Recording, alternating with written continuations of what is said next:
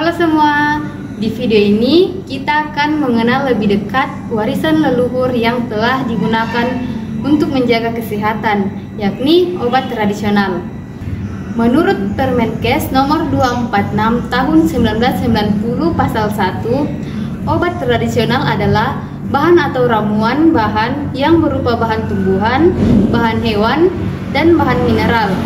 Sediaan galenik atau campuran dari bahan-bahan tersebut yang secara tradisional telah digunakan untuk pengobatan berdasarkan pengalaman. Mengapa obat tradisional dipilih?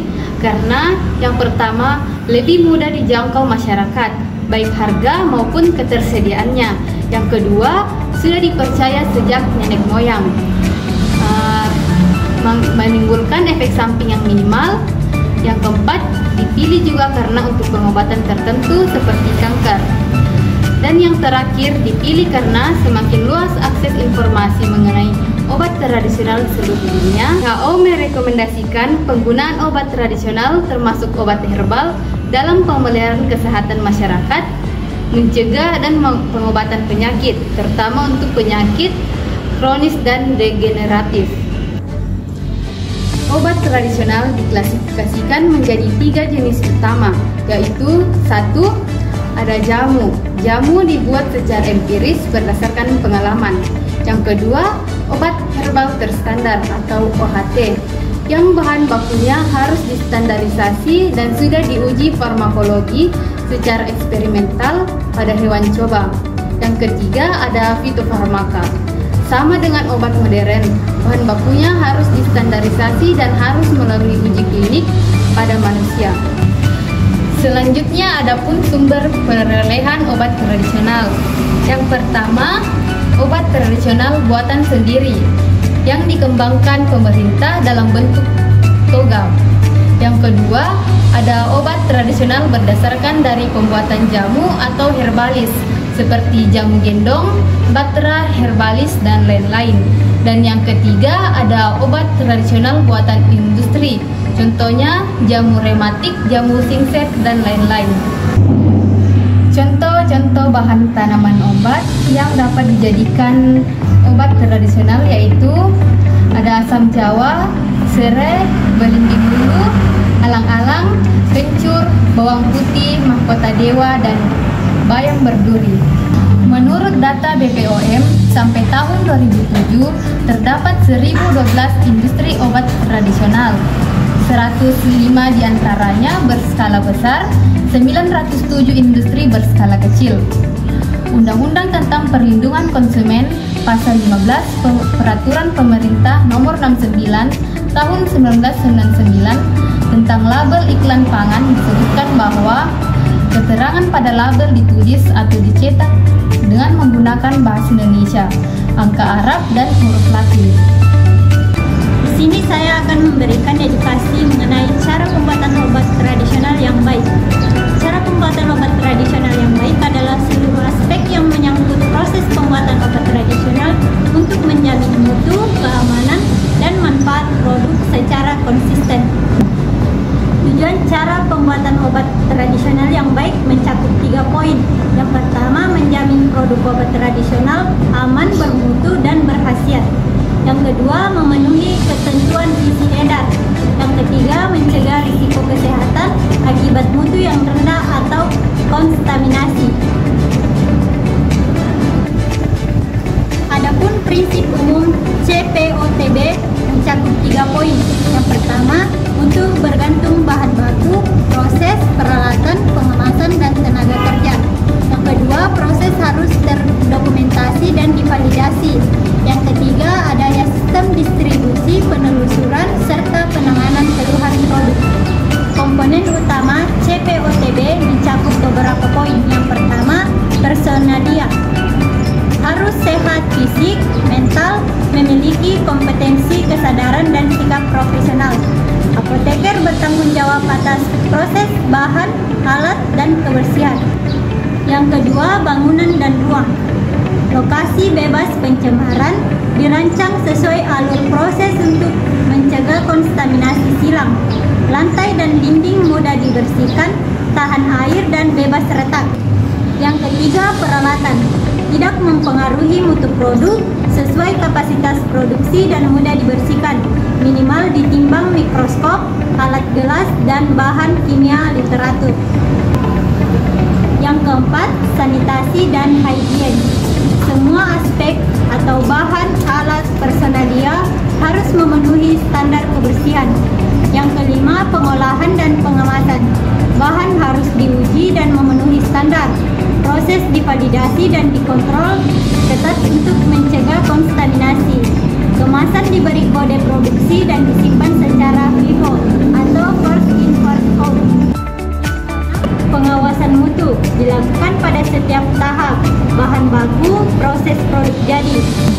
Yang ketujuh, inspeksi diri, evaluasi berkala terhadap seluruh proses dan fasilitas untuk perbaikan mutu.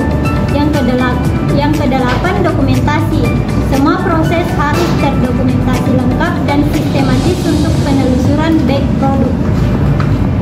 Yang kesembilan, penanganan produk di pasaran. Keluhan masyarakat harus ditindaklanjut. Produk yang tidak memenuhi standar harus ditarik dan dimusnahkan. Di sini kita juga akan menjelaskan mengenai suplemen makanan.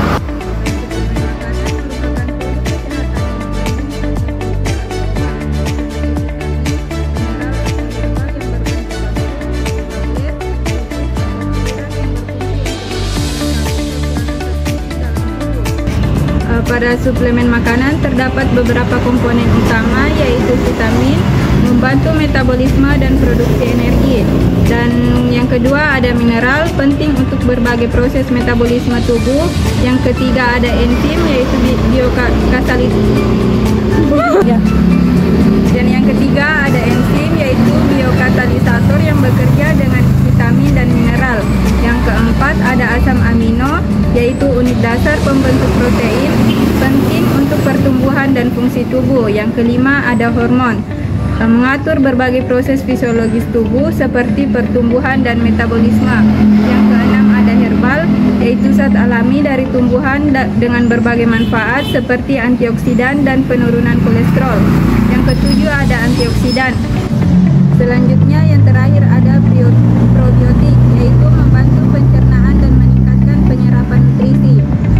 Kemudian ada juga manfaat suplemen makanan, di antaranya mencegah penurunan kualitas nutrisi dan gaya hidup, memenuhi kebutuhan nutrisi penting, menghindari kekurangan gizi akibat pola makan tidak sehat, dan mengembalikan vitalitas tubuh. Selanjutnya ada jenis-jenis food suplemen. Yang pertama ada multivitamin, di antaranya vitamin A, vitamin B kompleks, vitamin C, vitamin D, vitamin E, vitamin K, dan lain-lainnya. Yang kedua ada mineral, terdiri dari kalsium, magnesium, zat besi, selenium, dan iodium. Selanjutnya ada asam lemak esensial, terdiri dari omega 3, omega 6, omega 9. Yang keempat ada asam amino yang terdiri dari arginin, lisin, histidin, tritofan, dan lain-lainnya. Dan yang terakhir ada enzim dan probiotik, terdiri dari protease, lipase, amilase, laktase, dan lain-lain. Kemudian terdapat juga suplemen herbal yang terdiri dari antioksidan, contohnya flavonoid, sistem imun, contohnya aloe vera, anti kanker, contohnya green tea, anti aging, contohnya mengkudu, kesehatan hati, contohnya dandelion, pada anti radang, contohnya kurkuma, sirkulasi darah, contohnya bilberry, pada saluran kemih, contohnya cranberry, pada kesehatan mental, contohnya valerian, pada sistem pencernaan dan vitalitas, contohnya spirulina, royal jelly, dan colostrum. Baiklah, di sini saya akan memberikan pemahaman tentang standarisasi ekstrak. Standarisasi ekstrak adalah penentuan parameter kualitatif dan kuantitatif baik terhadap senyawa aktif maupun senyawa khas lainnya dan sifat kimianya. Mutu ekstrak dipengaruhi oleh bahan asal atau simplicia, karenanya sebelum diproses menjadi ekstrak, simplicia atau bahan awal yang akan diekstraksi harus pula distandarisasi. Dua faktor yang mempengaruhi mutu simplicia adalah faktor biologi dan kimia. Yang pertama, faktor biologi meliputi beberapa hal yaitu 1. Identitas jenis atau spesies. Yang kedua, lokasi tumbuhan asal. 3. Periode pemanenan hasil tumbuhan. Yang keempat, penyimpanan bahan tumbuhan. Yang kelima, umur tanaman dan bagian yang digunakan. Yang kedua yaitu faktor kimia, meliputi beberapa hal yaitu 1. Faktor internal. Yang kedua, faktor eksternal. Standarisasi. Tujuan dari standarisasi ekstrak antara lain mempertahankan konsistensi kandungan senyawa aktif yang terkandung dalam ekstrak. Parameter yang ditetapkan dalam standarisasi ekstrak antara lain parameter non-spesifik dan parameter spesifik. Parameter yang ditetapkan dalam standarisasi ekstrak. Yang pertama, parameter non-spesifik. Yang kedua, parameter spesifik. Pertama, parameter non-spesifik yaitu susus pengeringan dan bobot jenis, kadar air, kadar abu, sisa pelarut, residu pestisida, cemaran logam berat, yang terakhir cemaran mikroba. Yang kedua, parameter spesifik. Yang pertama, identitas, yang kedua, organoleptik, yang terakhir senyawa terlarut pada pelarut polar dan non-polar. Selanjutnya yaitu uji kandungan kimia ekstrak. Yang pertama, pola kromatogram. Yang kedua, kadar total golongan kandungan kimia. Yang terakhir yaitu kadar kandungan kimia tertentu. Baiklah, di sini saya akan memberikan pemahaman materi tentang parameter multi ekstrak non-spesifik. Parameter yang ditetapkan dalam standarisasi ekstrak terbagi atas dua, yaitu parameter non-spesifik dan parameter spesifik. Parameter non-spesifik terdiri atas beberapa. Yang pertama yaitu susus pengeringan dan bobot jenis. Kedua yaitu kadar air. Ketiga, kadar abu. Keempat yaitu sisa pelarut. Kelima yaitu residu pestisida. Keenam yaitu cemaran logam berat. Dan yang terakhir yaitu cemaran mikroba. Sedangkan parameter spesifik terdiri atas tiga, yaitu yang pertama identitas, kedua organoleptik, ketiga yaitu senyawa terlarut pada pelarut polar dan non-polar. Parameter non-spesifik yang pertama yaitu susut pengeringan dan bobot jenis. Susut pengeringan merupakan persentase senyawa yang menghilang selama proses pengeringan. Tidak hanya menggambarkan air yang hilang, tetapi juga senyawa menguap lain yang hilang. Adapun rumus dari susut pengeringan yaitu susut pengeringan sama dengan bobot awal dikurang dengan bobot akhir dikali 100%. Bobot jenis yaitu memberikan batasan besarnya massa persatuan volume yang merupakan parameter khusus ekstrak cair sampai ekstrak pekat atau kental yang masih dapat dituangkan. Memberikan gambaran kandungan kimia yang terlarut. Yang kedua yaitu kadar air untuk mengetahui batasan maksimal atau rentang tentang besarnya kandungan air di dalam bahan.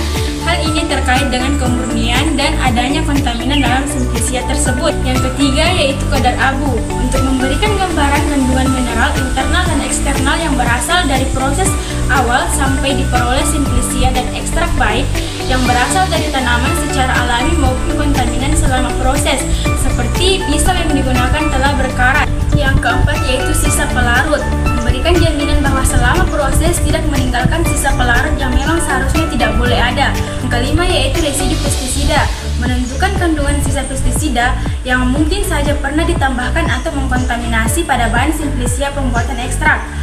Yang keenam yaitu cemaran logam berat. Yang ketujuh yaitu cemaran mikroba, memberikan jaminan bahwa ekstrak tidak boleh mengandung mikroba patogen dan tidak mengandung mikroba non-patogen, melebihi batas yang ditetapkan.